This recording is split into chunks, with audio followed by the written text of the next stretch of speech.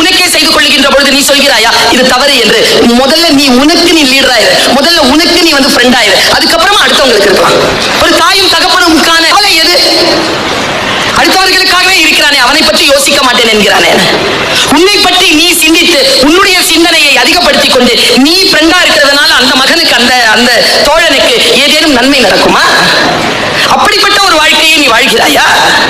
இதற்கு செய்ய வேண்டிய வேலை என்ன என்றால், தொடங்கு, உன்னுடைய வாழ்க்கையை தொடங்கு, கொஞ்சம் கொஞ்சமாக கற்றுக்கொள்ள தொடங்கு. எதை கற்றுக்கொள்கிறாய் என்பதிலே கவனமாக இரு. விஜய் சார் படம் என்ன படம் பாப்பா? நீ சில இலக்குகளை அடைவதற்கு கவனம் கொண்டால் சில நண்பர்களை இழக்க நேரிடும். வாழ்க்கை சுலமானமானதல்ல, வாழ்க்கை உறுதியானது. உறுதியுடன் போ.